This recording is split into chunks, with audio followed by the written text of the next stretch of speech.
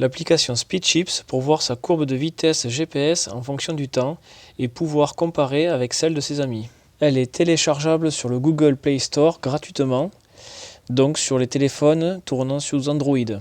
Environ 70% des téléphones aujourd'hui. Il faudra accepter les deux autorisations, l'une pour le GPS, pour avoir accès à la position GPS du téléphone, et l'autre pour avoir accès à l'écriture sur les fichiers du téléphone, afin d'enregistrer le relevé GPS. Dès l'ouverture de l'application, SpeedChips recherche directement la position GPS. Pensez à activer les données mobiles et le Wi-Fi pour accélérer la recherche de la position GPS. Dès que l'application a trouvé la position GPS, il affiche la vitesse instantanée. Ensuite, pour démarrer un relevé, on appuie sur le rond. On peut voir en bas de l'écran le nombre de satellites utilisés qui nous donne un aperçu de la précision GPS. Il est possible d'éteindre l'écran du téléphone pendant l'enregistrement GPS ou de le laisser allumé comme un compteur. L'application bloque l'inspection automatique de l'écran. Pendant toute la durée du relevé GPS, il mémorisera les temps d'accélération des valeurs préenregistrées. Une fois qu'on a fini, on appuie sur carré pour arrêter l'enregistrement. Il demande automatiquement de l'enregistrer, puis il demande si on veut ajouter un suffixe à la suite du nom par défaut qui va être créé. Le nom par défaut, c'est la date et l'heure, et ensuite il ajoute le suffixe. Pour personnaliser les intervalles, ici de 0 à 30 et de 0 à 50, on appuie sur l'engrenage en haut à droite de l'écran et on peut en ajouter ou en supprimer. Pour en supprimer, on appuie long dessus, OK.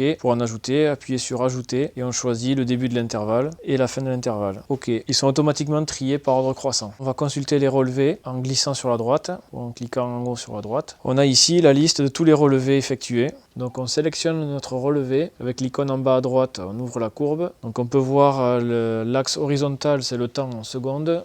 L'axe vertical, c'est la vitesse en km/h. La première partie de la courbe ne m'intéresse pas parce que la vitesse est toujours égale à 0. Donc avec l'aide du ciseau en haut à droite, je vais recouper la courbe. Donc je vais chercher 37 secondes pour recouper la première partie. Et je vais couper la deuxième partie environ 33 secondes par là. Allez, par ici. Donc j'ai écrété la courbe pour garder que ce qui m'intéresse. Maintenant, je peux enregistrer ou faire retour. Je peux maintenant comparer plusieurs relevés, donc j'en sélectionne au moins deux et j'affiche la courbe. Donc on voit ici deux courbes, on peut cacher la légende avec l'icône en haut à droite et on peut zoomer sur la courbe pour voir plus précisément les valeurs et naviguer dessus. On peut supprimer un fichier, on le sélectionne, puis on appuie sur l'icône pour supprimer le relevé. La suppression est irréversible, on ne peut pas la récupérer, il n'y a pas de corbeille. On peut renommer un relevé, on appuie long dessus ou on le sélectionne et il y a le crayon en haut à droite. Sur une courbe qu'on a recoupée, on voit qu'à gauche du ciseau, en haut à droite, on a une flèche de retour pour rétablir la courbe comme elle était avant. Donc on peut restaurer sa courbe à l'origine. Il est possible aussi de partager un relevé avec ses amis. Donc on le sélectionne et avec l'icône partage, les trois petits points reliés, on sélectionne soit copier le texte, soit via WhatsApp, message, discussion Facebook, etc. Par exemple, si on prend message, je choisis un ami, je me retrouve avec un texte codé qui compacte la courbe en écriture de caractères.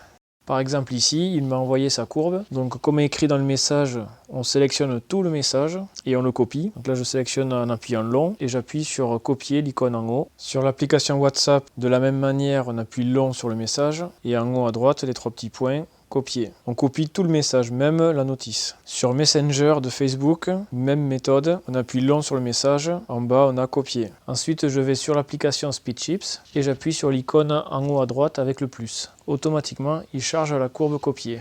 On la retrouve dans la liste de mes relevés, elle est triée par date et elle est précédée du mot partagé. Donc on la retrouve ici et du coup je peux comparer avec l'une de mes courbes à moi. On peut comparer plusieurs courbes, on va faire l'exemple ici avec 4. On peut voir les vitesses maximum de chacune des courbes affichées sur le graphique. En appuyant sur l'icône du dossier, on a l'information que c'est un fichier CVS qui est enregistré et qui est consultable sur ordinateur avec un logiciel tableur type Excel ou même sur un logiciel de traitement de texte. Il est dans le répertoire du téléphone à la racine, sous le dossier SpeedChips. Profitez-en bien.